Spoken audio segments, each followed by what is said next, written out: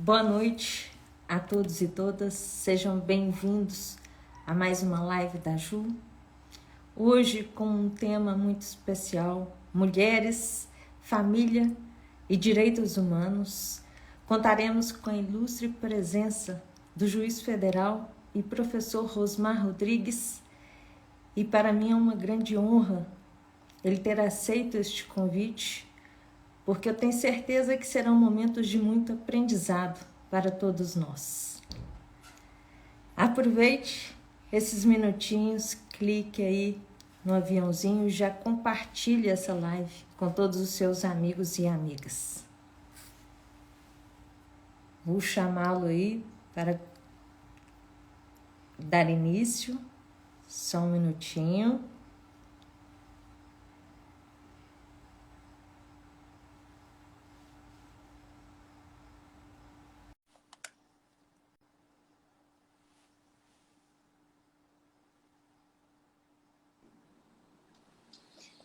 Boa Boa noite. noite. Tudo bem, professor Rosmar? Tudo ótimo. Professora Juliana, um prazer. Um grande prazer, o meu também, de estar com você aqui neste momento, para a gente falar um pouquinho, né, deste tema que é pertinente a todos nós da sociedade. E para iniciar, eu gostaria de me apresentar e em seguida também que você se apresentasse aí para as pessoas que já estão nos acompanhando e com certeza para todos que vão chegar aí depois e nos acompanhar também. Eu sou Juliana Jaber, vice-prefeita de Bom Despacho, da aconchegante Minas Gerais. Sou formada em eletrônica industrial, em sistemas de informação e especializada em liderança estratégica e gestão de pessoas. Também sou fundadora da ONG Metástases do Amor, que apoia pacientes e familiares no enfrentamento do câncer. E desde muito cedo aprendi a lutar para que as pessoas fossem tratadas com unicidade, independente do sexo, da raça, da classe social, das suas opiniões sobre religião, sobre política. E este tema, para mim, neste momento, é muito importante, porque ele está muito dentro do que a gente vive na nossa atualidade em todas as áreas. Então, doutor Rosmar, fique à vontade para se apresentar, para a gente já começar este bate-papo, que eu estou aqui ansiosa. Eu queria pedir licença para agradecer, Juliana, pelo convite, pela confiança de eu poder falar alguma coisa sobre esses assuntos. Eu fico muito feliz em estar dialogando, não apenas com a intelectual, mas também que exerce seu papel na atividade política, é vice-prefeita de Bom Despacho. Eu residi em Belo Horizonte por 4 anos, de 92 a 95. Então, Minas Gerais é um estado muito querido meu. Eu tenho muitos amigos, dentre esses, uma amiga que intermediou esse nosso encontro, que é a Nirlane, coronel da Polícia Militar de Minas Gerais. E quero dizer que fui até o posto de capitão dessa corporação, no Corpo de Bombeiros de Alagoas. Depois segui para defensor público da União, promotor de justiça do Rio Grande do Norte. E agora juiz federal, exercendo minhas funções no meu estado, em Alagoas. Também professor universitário da UFAL, onde eu me formei, me graduei, e na UNIT, que é o Centro Universitário Tiradentes aqui do meu estado. Escrevo obras jurídicas, eu gosto de escrever, especialmente na área do direito processual penal, com interseção com a linha de pesquisa de teoria do direito, e também sou professor de filosofia do direito da UFAL. Então eu trabalho transitando do direito processual penal pelos conceitos de teoria do direito e de filosofia do direito. Não é? Que rica experiência para a gente ter você aqui conosco. E a Coronel Nirlane, um beijo. Eu tenho muito carinho pela pessoa dela. E quando ela me falou de você, ela não se rendeu aos elogios, né, tanto ao seu profissionalismo quanto à sua delicadeza enquanto ser humano. E Obrigado, isso me deixou muito tranquila, né, para que a gente pudesse marcar esse momento que vai impactar a vida de inúmeras pessoas, com certeza. E você esqueceu aí de comentar das suas habilidades aí nas artes marciais. Eu acompanhei lá os Verdade. seus katas. Eu comecei a perceber uma relação de conhecimento, seja nas atividades motoras, seja nas atividades psíquicas. Digamos que realmente a relação entre o aspecto físico e o aspecto intelectivo é muito próximo em termos de estrutura. E aperfeiçoar o kata, em termos de repetição, eu estava até comentando hoje, tem gente que quando começa a treinar e sabe todos os katas, até, por exemplo, a faixa roxa, acha que já sabe tudo e deixa a arte marcial. E, na verdade, o aspecto é outro. É a repetição para que você consiga revelar em cada movimento o fundamento. No direito também tem isso, e mesmo na filosofia. Quando a gente vai reprisando o conhecimento e se aproximando dele, especialmente com a ênfase fenomenológica de aparição sucessivamente daquele aspecto que você vai aprendendo enquanto objeto, é possível você perceber melhor a sua realidade e dominar mais esses conceitos, e com eles você ramifica os elementos, assim, digamos, mais sofisticados. Na verdade, o fundamento mais simples é mais importante para você obter aquele domínio dos aspectos mais sofisticados que demandaria um conhecimento inicial.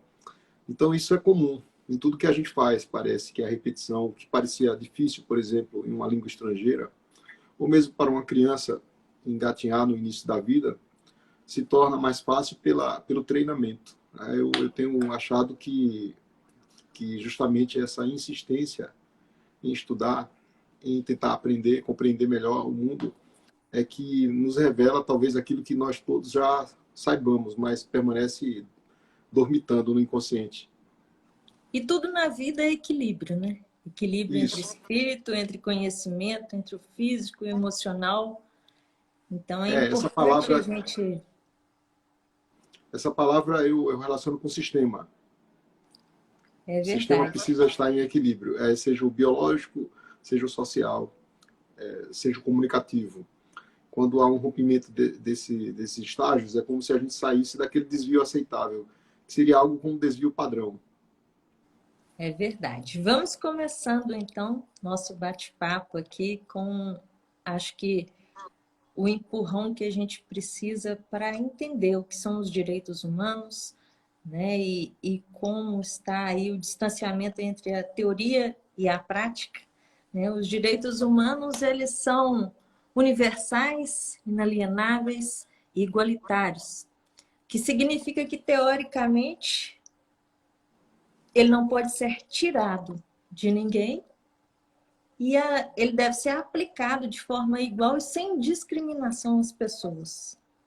Entretanto, a gente sabe que, de fato, isso não acontece.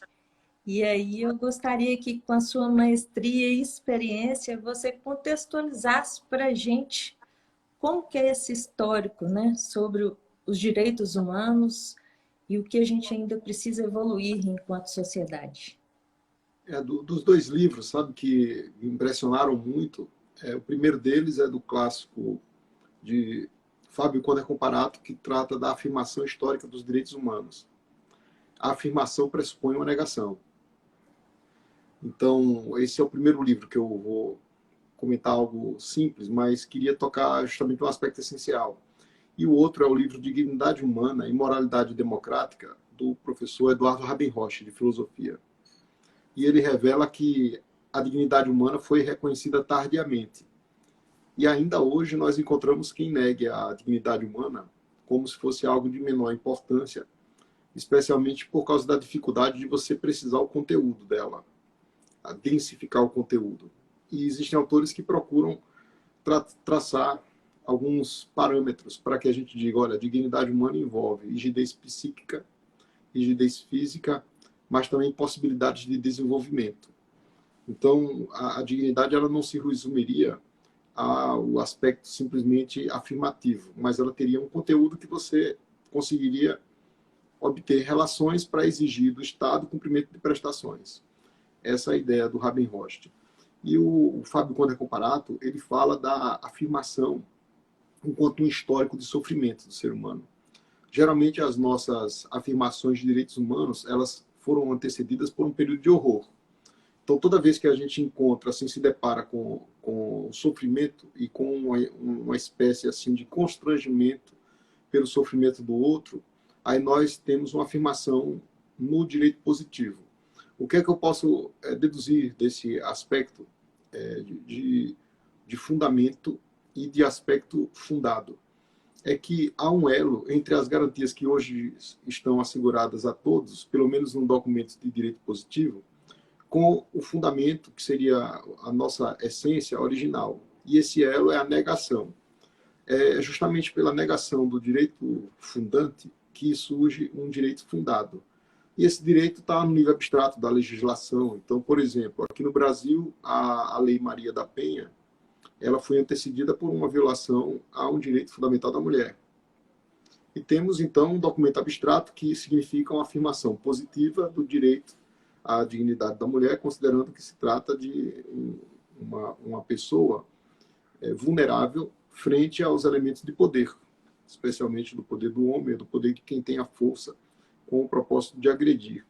Mas vejam que aquilo que está no nível abstrato, Juliana, ela pode ser negada novamente. Então, o direito positivo, ele pode ser objeto de negação concreta e você pode precisar de recorrer à justiça para assegurar aquilo que está previsto na lei. Veja que, mais uma vez, a decisão de um juiz dessa órbita, ela será o fundado, a partir do aspecto fundante que terá sido a negação do direito positivo pela violação. Então, essa relação de tensão parece ter sido fundamental para que a gente evolua em termos de civilização. Eu costumo dizer que o aspecto civilizatório decorre de um compromisso. E é o compromisso de se perceber que nas relações de poder desequilibradas, nós precisamos entregar essa atenção a um ente diverso, que seria o ente representativo da civilização, como é hoje o Estado, para que ele cumpra um papel, e um papel de, primeiro, equilibrar o sistema, e caso aconteça um desequilíbrio com rompimento ou uma agressão de alguém, do ponto de vista concreto, que esse sistema tenha condições de reagir, possibilidades de reação. Então, é como se fosse realmente uma percepção sistemática de equilíbrio originário que é desfeito pela violência de fato, e a partir daí nós fundamos o direito. Né? Então, temos aspectos que são fundantes e aspectos que são fundados. E o que é fundado e é violado se torna fundante para a fase exatamente sucessiva. Né? É uma percepção sistemática e estrutural, sabe? E a gente percebe realmente essa tensão aí que você comentou na escravidão, no Holocausto. Então, foram todas situações críticas da humanidade e que despertou na gente essa consciência de que a gente precisava abordar a temática de direitos humanos, não é verdade? E uma coisa interessante, sabe, Juliana, parece que não foi bem assim, a humanidade não teve o propósito de construir exatamente um mundo melhor simplesmente por uma virtude. Mas o que é curioso é que todos se constrangiam com as lesões. Então, por exemplo, em relação aos direitos das pessoas presas, né, havia um constrangimento com as pessoas lesionadas, com mutilações. Né? Então, também no âmbito da Segunda Guerra, as marcas deixadas pelas agressões, elas seriam um constrangimento para todos os demais, ainda que para os próprios agressores que poderiam ter compactuado de maneira ativa ou mesmo de maneira omissiva, sabe, de maneira conivente. Então, isso vai desaguar naqueles dois aspectos, né, livre-arbítrio e determinismo. Se tudo isso aconteceu porque nós fomos condicionados a isso pelo horizonte histórico, ou se foi realmente um homem, olha, vamos entrar em acordo aqui, né, em termos de livre-arbítrio, de liberdade, e vamos ajustar. Ou seja, o contrato social decorreu de uma série de condicionantes que enviaram a humanidade a esse horizonte, ou havia realmente um ajuste, um equilíbrio para que todos concordassem, vamos fazer dessa maneira, sabe? Aí me parece que o aspecto determinista parece tá mais evidente, né? Como se não tivesse outra saída a não ser fazendo um ajuste com o reconhecimento de direitos para o bem comum, né? Para que a gente consiga viver de maneira civilizada. Com certeza. Nós temos aí muitos corações aí. A gente gosta Sempre de falo que gosto coração. dos corações, gosto dos aviãozinhos. Quem puder colocar aqui sempre anima a gente, né? Eu É agradeço também. verdade. O Leonardo Rocha comentou aí, dignidade como 1, valor intrínseco, 2, autonomia, 3, mínimo existencial, 4, reconhecimento. Maravilha. Com certeza, né?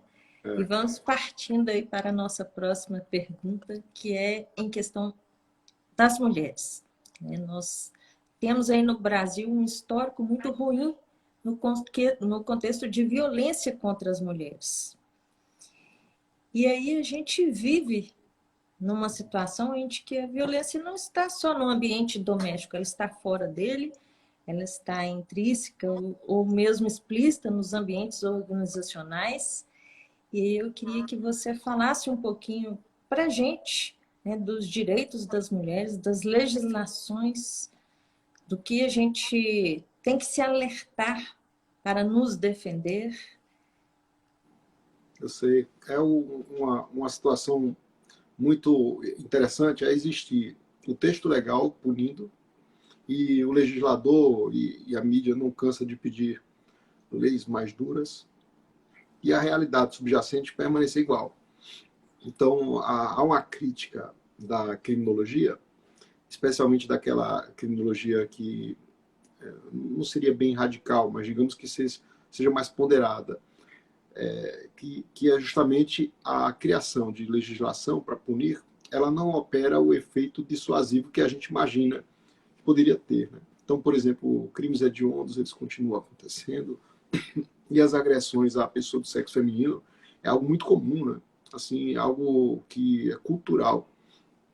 E parece que, Juliano, que a gente deveria trabalhar com muito mais ênfase no aspecto educativo, né? Olha a Nirlane aí entrando, Nirlane, um É abraço. isso. Né? Deputado Newton Cardoso Júnior também Aí presente. também um abraço, deputado. Major José Luiz presente. Muitos profissionais da área de direito aí com a gente, te ouvindo. É uma alegria estar aqui com os seus seguidores, os amigos, meus amigos também, e em especial os mineiros. Queria mandar um abraço para Minas Gerais. Fui muito feliz aí. Né? A Nirlane, ei, meus amigos, parabéns para vocês. Nirlane é uma excelente profissional, trabalhou nessa questão de luta, né, de violência contra as mulheres, de conscientização, numa gestão humanizada, na polícia militar, quebrando muitos paradigmas. E aí a Isso aí gente acontece em vê... todos os ambientes.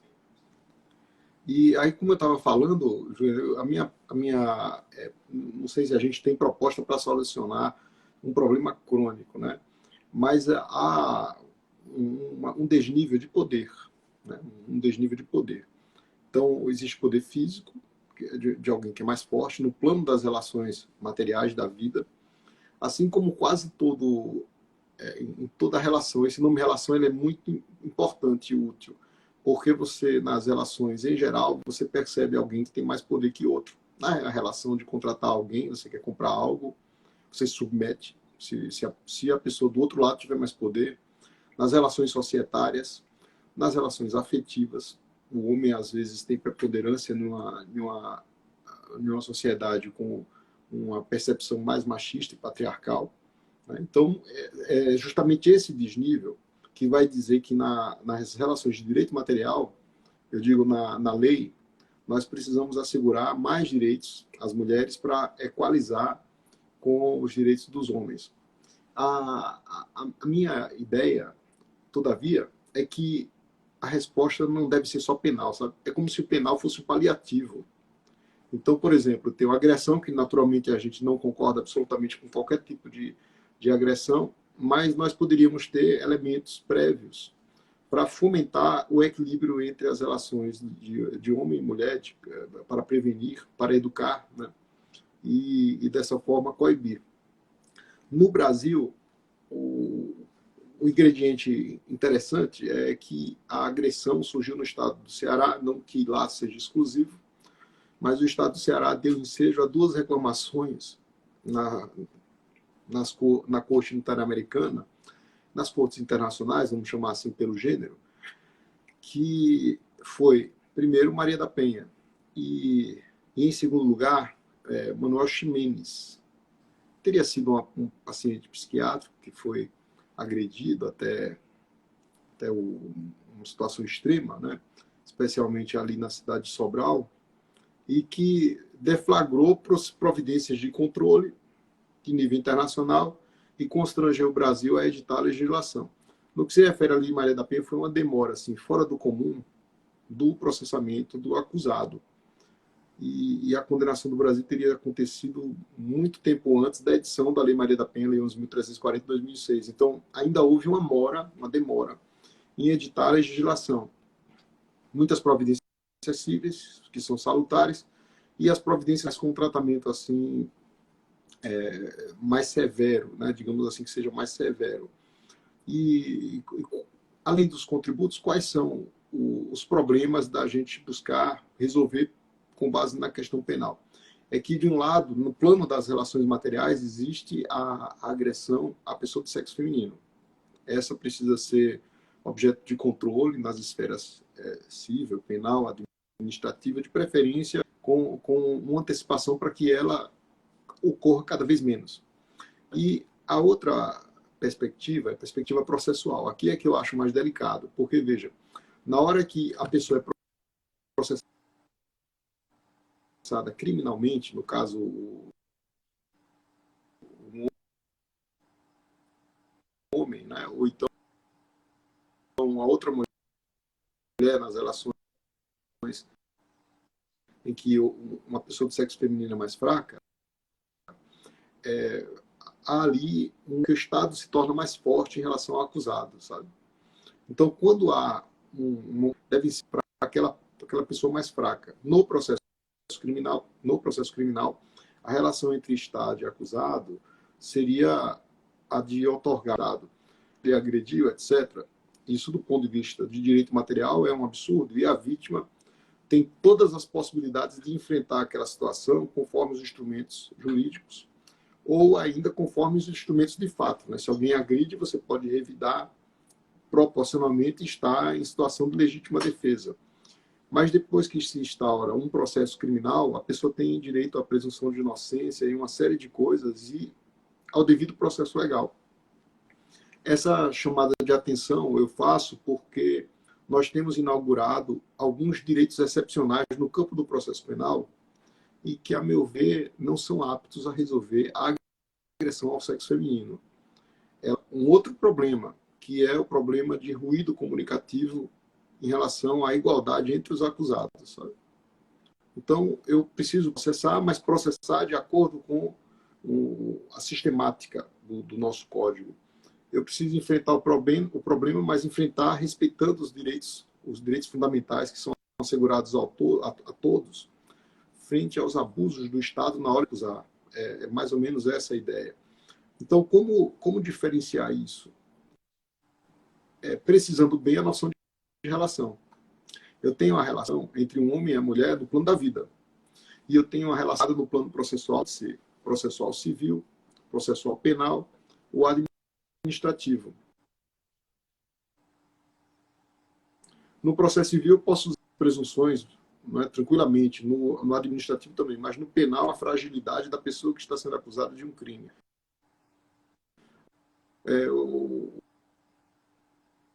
Se eu faço uma relação desse problema com a origem de fato, em termos de conter a violência ao sexo feminino, porque carou o problema com um atraso processual, talvez injustificado, para punir alguém. Mas veja que a situação é muito anterior à resposta penal.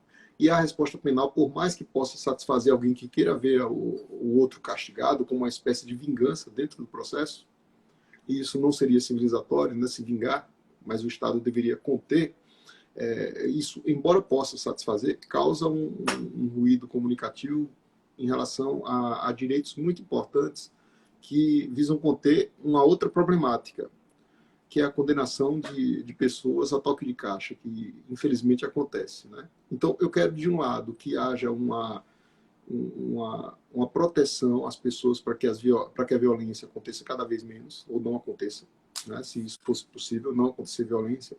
E, de outro, eu quero um processo penal justo, né? Com a evitação de agressões dentro do processo. Por que eu digo isso? Para ficar mais claro, assim, a gente poder deixar mais simples. É que quando o Estado se propõe a resolver o problema, o nosso sonho é que a civilização não resolva mais as questões por mãos próprias. Então, se alguém me agride, eu não revido. Eu digo, olha, deixa o terceiro resolver. Igual briga Com certeza. em escola, né? Você diz, olha, o correto não é você dizer, meu filho agrida o outro, não é essa a ideia, né? Você diz, não, você chama um adulto, né? Ou você simplesmente contém, né? Olha, ele é mais fraco, você contém, tenta evitar a agressão e chama um adulto. E o adulto provavelmente não vai bater nele se for dentro de um aspecto civilizatório. E o que é que tem acontecido? Se buscou, a partir da década de 80 para cá, inserir a vítima dentro do processo. Geralmente um clamor social. Mas observem que quando você coloca a vítima dentro do processo para pedir prisão, para pedir mais rigor, para pedir aumento de pena, para tentar expor a pessoa o máximo possível, a gente é responsabilizatório de não haver vingança, mas haver a resposta, a reação estatal para equilibrar o sistema, sabe? Essa seria a ideia. Com certeza.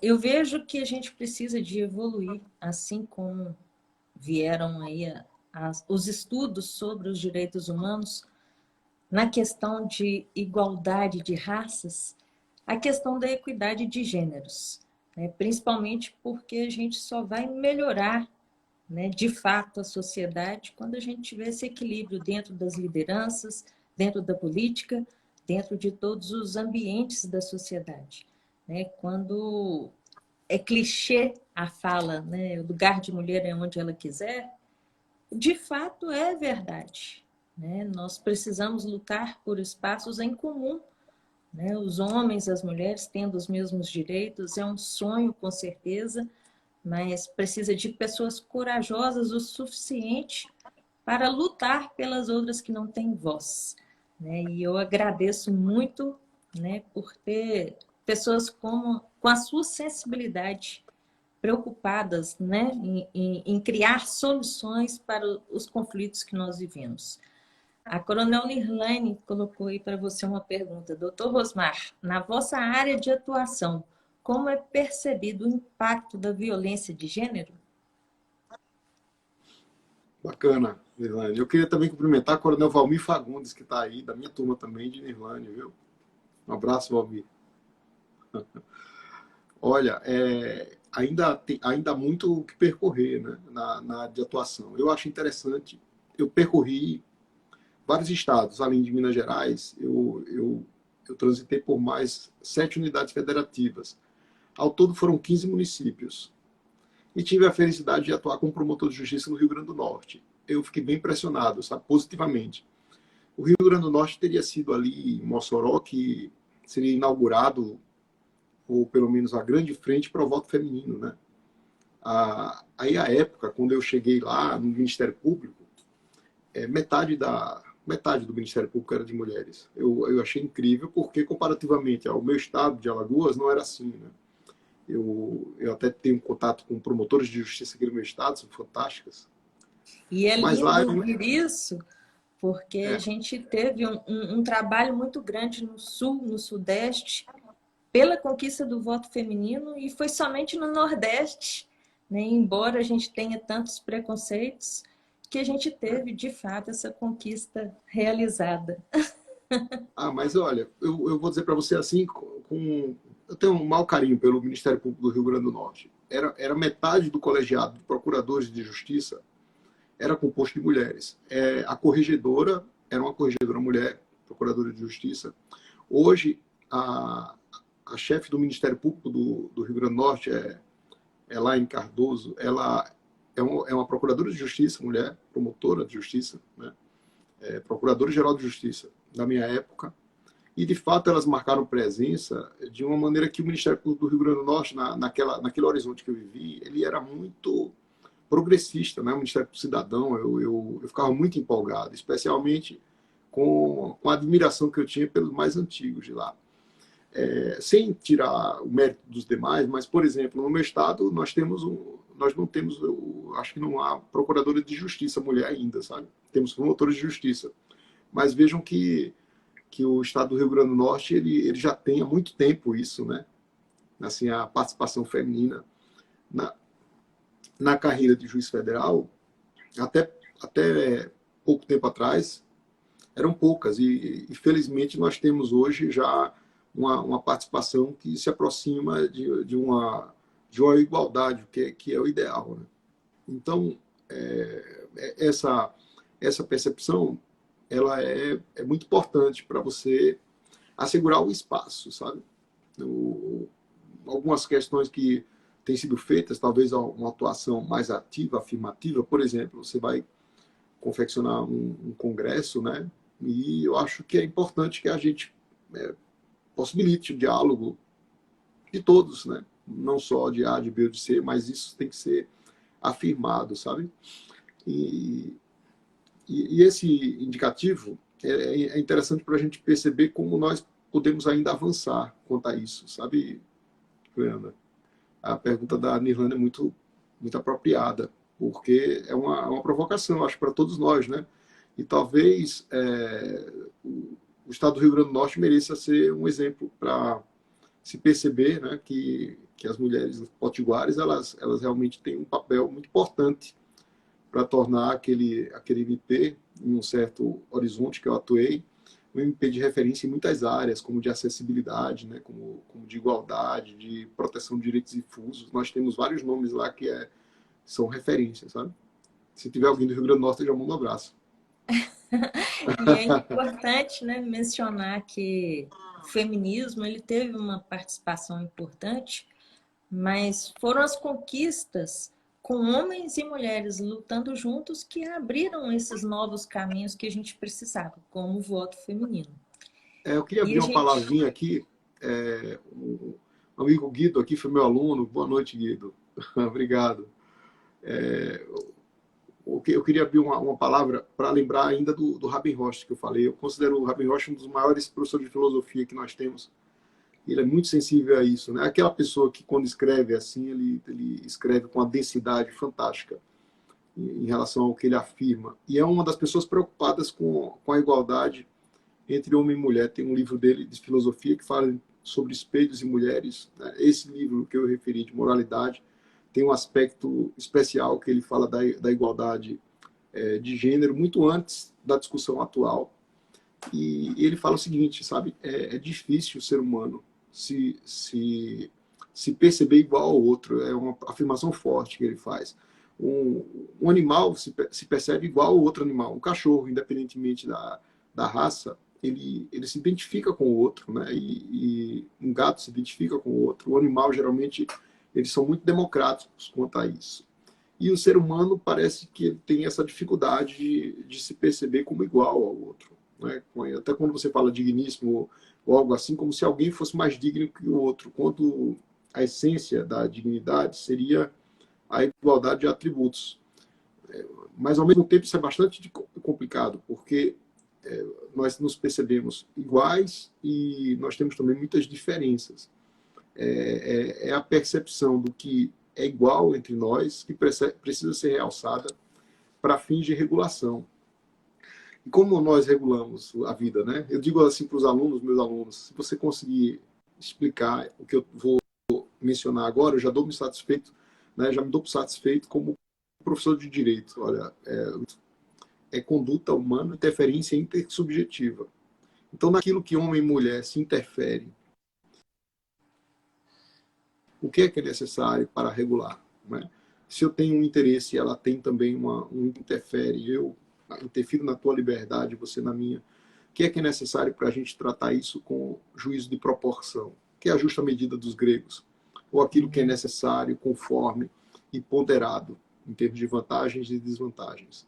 É justamente essa percepção, esse campo que seria ético, mas não apenas ético, que entra a importância da retórica regulativa, para dizer, olha, isso é direito e nós precisamos dividir esse espaço. Né? Esse espaço que você deseja enquanto objeto de interesse, de cobiça, e eu também, isso precisa ser regulado porque nós somos iguais.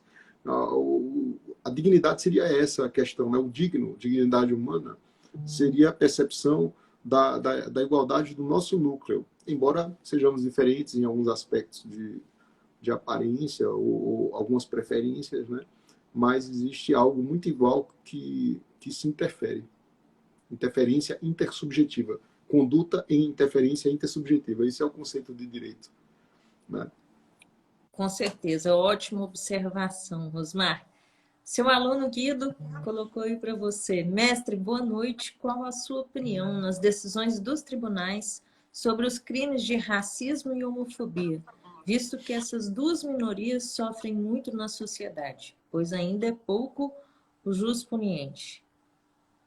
É o seguinte, o Guido fez uma pergunta assim que é objeto de pesquisa de professores que eu tenho conhecimento do Rio de Janeiro, como se a atuação do judiciário, às vezes, deixasse a desejar esse aspecto de percepção. Eu me refiro aos problemas de reconhecimento, sabe? Reconhecimento de pessoas, que está bem em voga agora, graças a um grupo de pesquisa de professores do Rio de Janeiro, né? E de outros estados preocupados com a deficiência da nossa percepção ao reconhecer alguém. E temos casos, sabe, Juliana, que é como se a condenação se devesse preponderantemente pela questão da cor, né? Ou pela questão da situação em que aquela pessoa está. Eu digo de recursos financeiros, de, de inserção social e, em especial, o problema de racismo, ainda que não declarado, mas acaba sendo como se algo inconsciente. Né? Então, temos casos assim que foram até noticiados agora amplamente na mídia, né? Uma coisa assim um pouco desagradável para os órgãos do Estado, de pessoas que foram condenadas por estarem passando lá e, por coincidência ou não, eram pessoas que eram negras, né? Que alguns preferem o termo preto, né? Mas que a única coisa que poderia pesar, entre aspas, como se fosse contra, seria a situação social, a situação de raça. Isso é extremamente grave. Então, existe um trabalho de conscientizar que o reconhecimento é, primeiro, algo extremamente falho para fins condenatórios e que seria necessário que nós colocássemos as coisas no devido lugar, pelo menos para seguirmos rigorosamente e independentemente da situação, o procedimento legal para fins de reconhecer uma pessoa. Está no artigo 226, mas para falar aqui para todo mundo, é que antes de reconhecer, alguém deve descrever como a pessoa é.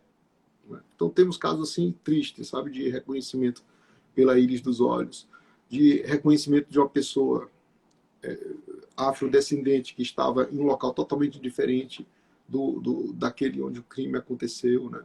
Então, sob esse aspecto, há uma deficiência estatal na sua autopercepção de evitar comportamentos que se enquadrem como similares ao racismo, sabe? E é um Sim. procedimento que você acaba percebendo a seleção desde a atuação policial até a atuação do órgão mais elevado, né? A pessoa às vezes nem deseja isso, mas acaba levando pelo aspecto cultural. É esse aspecto que eu acho que a gente precisa pôr a reflexão, além do que já foi feito por uma série de professores. Excelente resposta. E vai muito de encontro a tudo isso que a gente está, né, batendo papo sobre os direitos humanos, que é a gente centrar políticas, não só de fato na política, mas em todos os segmentos da sociedade e judiciários, para que a gente possa ter dias melhores para as próximas gerações. Verdade. E aí eu entro numa outra questão que eu acho que puxa isso que a gente está comentando. Na semana passada, em Minas Gerais, nós tivemos o lançamento de uma série chamada Segunda Pele. Foi uma iniciativa da Polícia Militar para mostrar a realidade dos policiais, dos militares, nas suas rotinas de trabalho e que colocam em risco as suas vidas enquanto seres humanos. É o enxergar as pessoas por baixo das fardas, sejam elas mulheres ou homens, negros ou brancos, enfim, qualquer raça. E aí incomoda muito, né, a inversão de valores que a gente tem hoje, que a sociedade já estipula quem é o herói, quem é o bandido, já faz os seus julgamentos, e a gente fica com aquele sentimento de que a justiça, né, os direitos humanos, elas existem para proteger os criminosos. No entanto, a gente sabe que enquanto lei, enquanto a justiça não condena, realmente a gente não pode dizer, houve um crime. Qual que é a sua visão sobre isso? Qual que é o seu pensamento, né, sobre essa sensação de indiferença da justiça que os cidadãos hoje têm? Nós temos um sistema que trabalha com relações.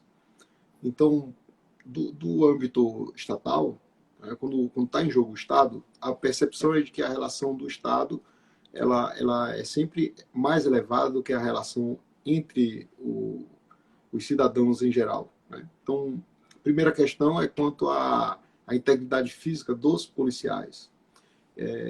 Isso deve ser assegurado. Né? E durante o trabalho, no dia a dia, o que existe é uma relação ali de direito penal ou de direito administrativo. Né?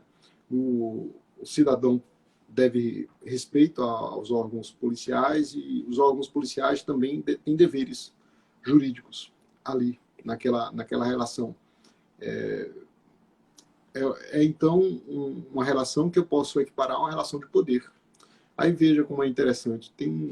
Se o agressor estiver armado, dirigindo um disparo contra o policial, naturalmente que ele terá todos os poderes para fazer cessar aquela agressão, né? Inclusive com os mecanismos ali capitulados no âmbito da legítima defesa.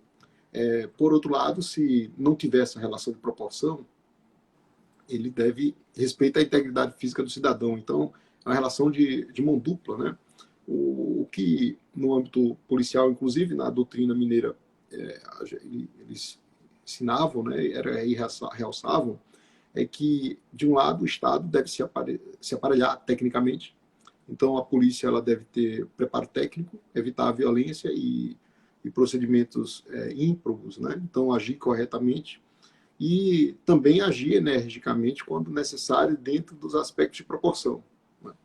Então, sabe, Juliana, o que eu acho que a gente poderia fazer em termos de preparação dos profissionais de segurança pública é realmente um treinamento técnico, né? Cada vez mais aprimorado, para que ajam com prudência e sem excessos. Né? Essa é a ideia. Por outro lado, quanto às pessoas que cometem crimes, ou que se envolvem, né? Se for falar pessoas que cometem crimes, todo mundo comete um crime, nem que seja aquele de, por exemplo, xingar o outro, né? É delito também, sabe? Então, tem os crimes mais leves, né? Que a pessoa pode cometer, mas digamos que aqueles que são encontrados em situação de delito, eles espelham um problema social nosso, sabe, Juliano? E essa questão me parece que é muito mais importante do que propriamente a resposta penal. A resposta penal é um paliativo, um tanto irracional, se a gente considerar que a prisão se funda só pela necessidade da prisão. Eu não sei o que fazer com quem comete um crime, então o que fazer com ele? Vamos prender. Antigamente você usava as penas de morte, né, e outras penas que, mesmo durante o tempo de paz, caberia, né, penas de mutilação, coisa que foi banido porque precisaríamos de um procedimento mais racional. Mas ainda assim a prisão é algo irracional se considerarmos que a pessoa, depois que recebe o controle penal, muitas das vezes sai pior. Né?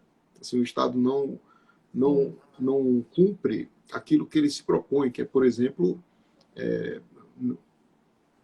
recuperar a pessoa. Né? Ou seja, o ambiente de prisão ele fomenta a criação de facções criminosas, né? Quando você nega direitos das pessoas. Aí aqui eu estou vendo, não existe presunção de inocência para os nossos policiais. Na verdade, depende do ponto de vista, sabe? Percebam, se o policial ele efetua um disparo de arma de fogo em uma ocorrência, né? Vamos exemplificar a ocorrência. Digamos que ele tenha sido agredido e efetuou um disparo de arma de fogo. Ali ele tem presunção de inocência em relação à ação dele. Quando for instaurado um processo criminal contra o policial, ele tem todas as garantias de inocência e só vai poder ser considerado culpado se ficar espancada qualquer dúvida em relação à legítima defesa. Isto quer dizer que, se existir o mínimo de dúvida sobre se o policial agiu ou não em legítima defesa na atuação, ele deve ser absolvido também, sabe? No âmbito penal. Né? Na órbita administrativa é outra coisa, porque de repente se percebe que ele poderia ter usado uma técnica melhor, né?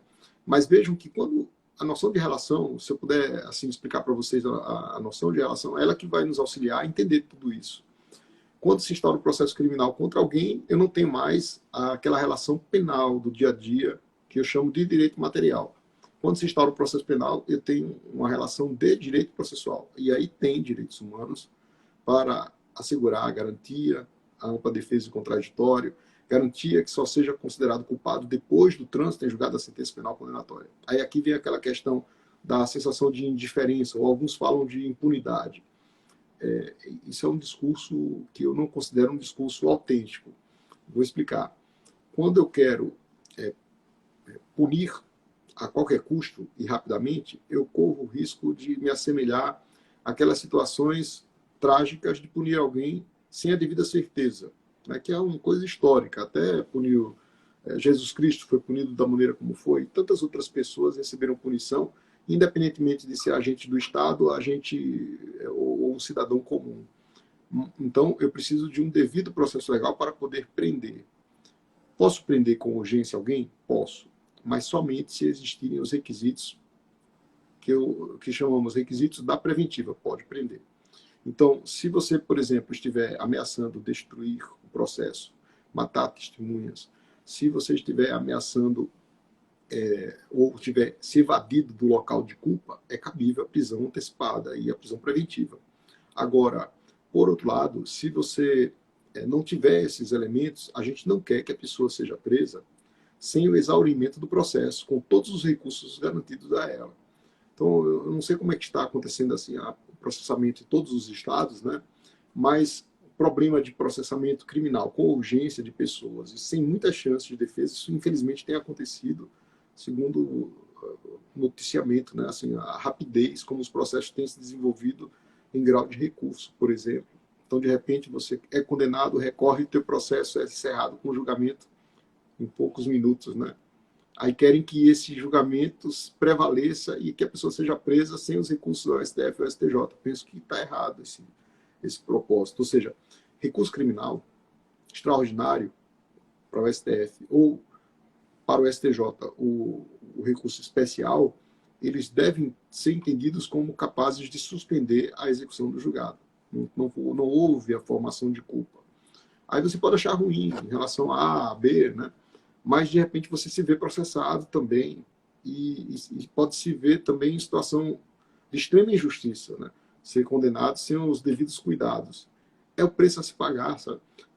Como é tão difícil você saber a verdade do que efetivamente aconteceu, como alguns se acham capazes de encontrar a verdade, mas como foi que nós chegamos à conclusão, com base na negativa de direitos de pessoas condenadas injustamente, erros judiciários, etc., como chegamos à conclusão de como melhor processar alguém? Pelo procedimento. No respeito ao procedimento e na forma, ali está arraigada a noção de valor. É o procedimento que deve ser observado, que assegura o nosso valor de liberdade. Sem o respeito ao rito, né, aí a gente não tem assegurado a liberdade, mas com o respeito ao rito, ainda que no final aconteça uma injustiça, eu pelo menos observei o rito. Mas imagina se a gente julga todo mundo urgentemente porque queremos uma resposta, né? E temos alguns casos emblemáticos, né? Boate Kiss, foi bem interessante o julgamento, né? Sim. As pressas, né?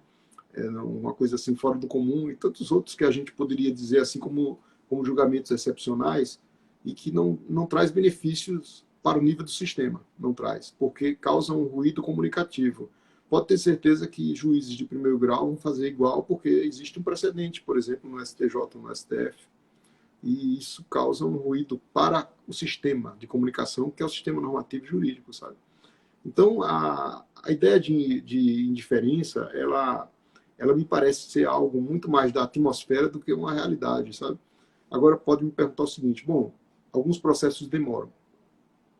Isso é muito mais um problema estrutural do ser humano do que do direito, né?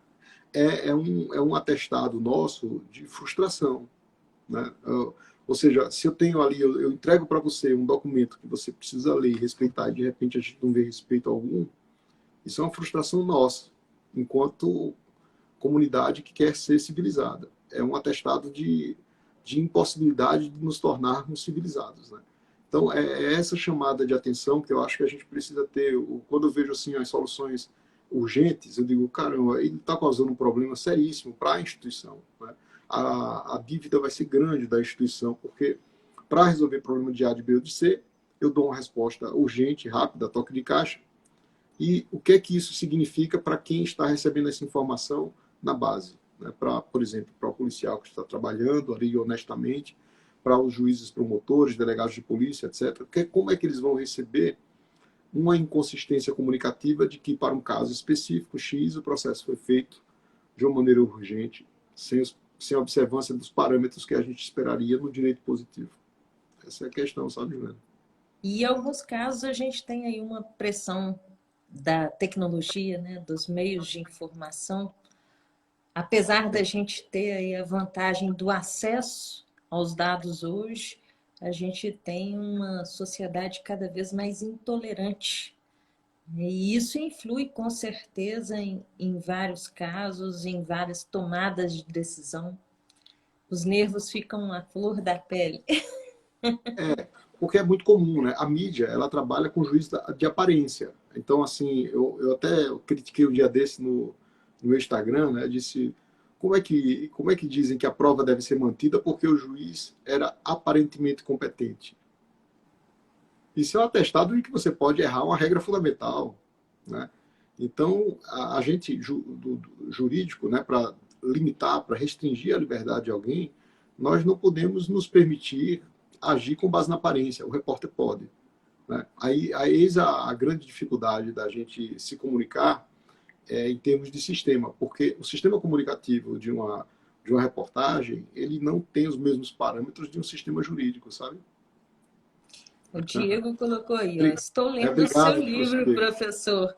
E por Obrigado, Diego. falar nisso, eu gostaria que você contasse aí para a gente sobre a sua segunda edição, que foi lançada agora, de Direito Processual Penal, e também Bacana. contasse aí para a gente algumas dicas de como ser um profissional bem-sucedido na área. Bacana. Obrigado, professora. Para mim é um prazer falar sobre esse trabalho. Foi um trabalho construído com muito carinho, né? E também com base na minha experiência e nesses desafios, né, que o direito processual representa hoje.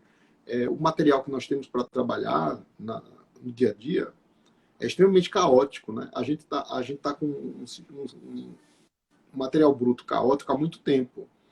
Tipo assim, de você imaginar que o direito não tem previsibilidade quando se trata de processo penal, né? Eu digo que aumenta o espaço de contingência.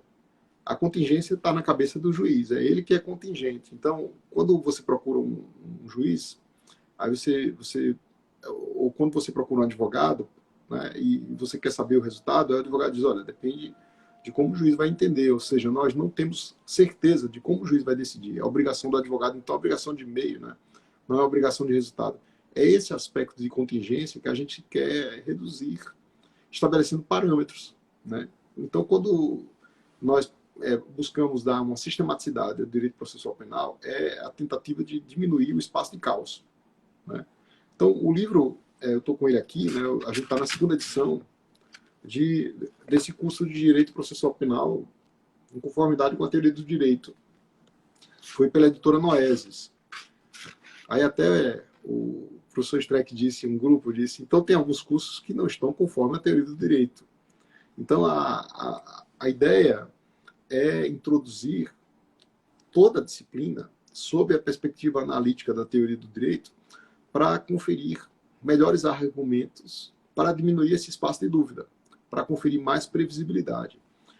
A gente percebeu que o sistema de direito processual penal estava falhando, estava com déficit nos níveis de imperatividade, porque as comunicações elas estão muito pulverizadas, de efetividade, porque a busca, às vezes, pela punição, como suposta efetividade, deixava de lado o objetivo maior do processo penal, que é proteger a nossa liberdade contra processos arbitrários. Então, nós temos ali, na linha horizontal das normas, um problema de efetividade. E também de validade, porque as decisões não estavam de acordo com, uma boa parte das decisões não estavam de acordo, nem com a linguagem uniforme, para dar eficácia ao direito positivo. Então, validade, imperatividade e efetividade, um grande problema. Então, como sistematizar isso? Essas noções de teoria do direito, então, veio para salvar e examinar cada um dos institutos do direito processual penal com base em 3 aspectos, e são vários aspectos, né? Por exemplo, eu relaciono com fato, valor e norma, que é de Miguel Reale. Nós precisamos saber ler, muito importante. Quando a gente não interpreta, pessoal, só constrói o que é equivocado, porque o ponto de origem, o passo inicial é fundamental para o passo sucessivo, né? Então, o fato, o valor que está embutido no procedimento e a norma como argumento. Então é interessante, alguns confrontos e decisões que eu coloco ao final de cada capítulo, são 38, são 38 capítulos, ao final de cada capítulo uma decisão, e faço uma análise decompondo essa decisão, como você expõe um julgado se você fizer uma análise rigorosa da linguagem que ele utiliza. É algo assim como se a gente diz, poxa, não sei como foi colocada essa palavra nessa decisão judicial. Então, é interessante porque quando você for impugnar uma decisão, ou mesmo se você for juiz, for redigir uma decisão, ou promotor for acusar, a importância de formulação de bons argumentos, e argumentos à luz das ciências da linguagem.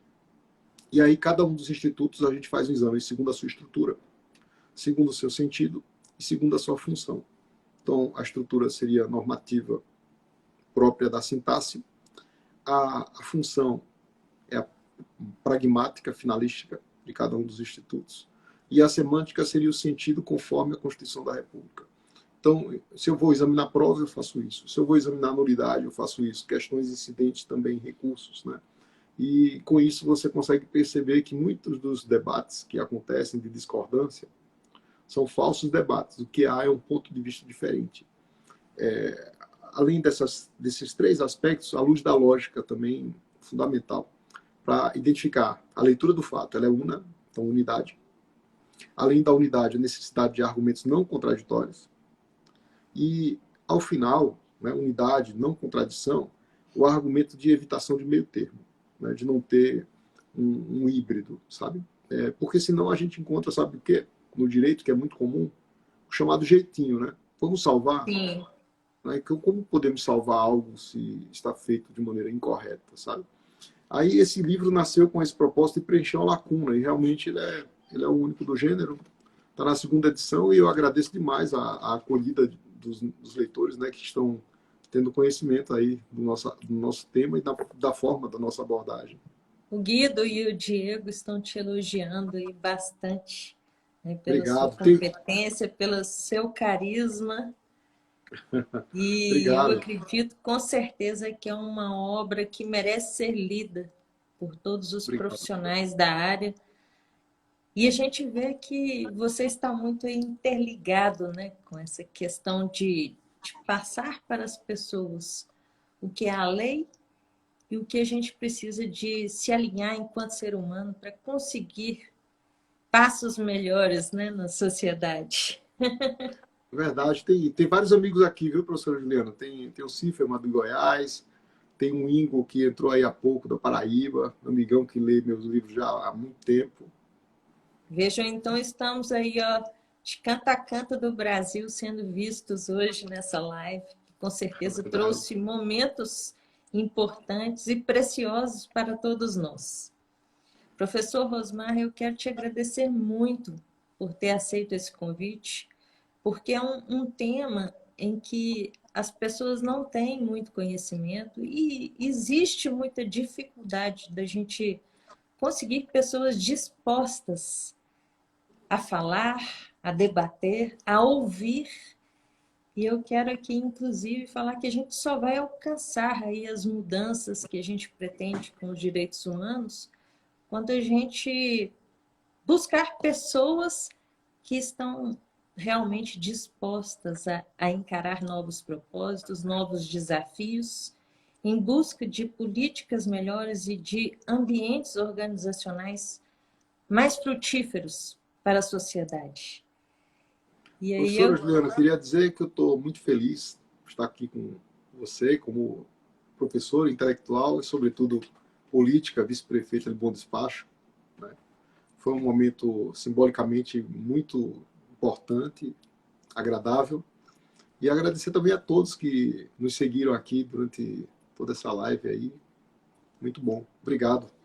eu que agradeço muito, agradeço a todos vocês que participaram conosco e quero aí que você finalize com uma palavra aí de inspiração para as pessoas que desejam alçar os voos que você já alçou. Eu acho que a gente tem que continuar sempre com os nossos propósitos, sabe? Se tem alguma coisa que me auxilia bastante, é uma constância de propósitos que envolve a minha vontade, muita vontade, a disciplina e o dimensionamento de tempo. Vontade, disciplina, dimensionamento de tempo. Eu já tenho muito tempo fazendo isso, né? Os amigos aí de Minas, como a Nirlane, sabem que é justamente essa perseverança com a percepção de que a gente é sempre incompleto que faz com que nós tornemos pessoas melhores. E é interessante a proposta, professora Juliana, porque eu falei hoje isso para os meus alunos, olha, eu sempre acho que está faltando algo, né, que eu posso fazer melhor. Porque no momento que você achar que não pode fazer melhor, parece que já se encerrou, né? Não, já consegui. Então você vai e desiste. Mas quando a gente percebe que algo pode ser mais bem elaborado, parece que é isso que impulsiona a gente para frente. Então, é seguir firme lendo, com leitura, condicionar bem o tempo, aproveitar os espaços e essas oportunidades para construir. E sejam professores. O Exatamente. melhor espaço para a gente aprender e ensinar é dentro de uma sala de aula. Então, eu quero deixar aí um abraço também. Temos alguns professores presentes para todas as pessoas que lutam pela educação, porque é somente ela que vai tornar possível essa conscientização de todos nós, de que precisamos juntos lutar por dias melhores. Professor Verdade. Rosmar, um beijo para você, um beijo a todos que nos veem. Na terça-feira que vem, com certeza, a gente tem um tema novo. Você já fique convidado para participar e eu espero que novos encontros possam acontecer. Quero agradecer a Coronel Nirlane porque você foi um presente para nós hoje. Eu quero agradecer também a Nirlane e a todos que compareceram aqui da minha turma. Acho que o Brasil também está aí. Um abração aí para todos. Professor Diego, obrigado a todos, viu? E a gente se encontra, de preferência presencialmente, um evento aí qualquer. É verdade. Um beijo, gente. Tchau, Beijo. tchau. Tchau.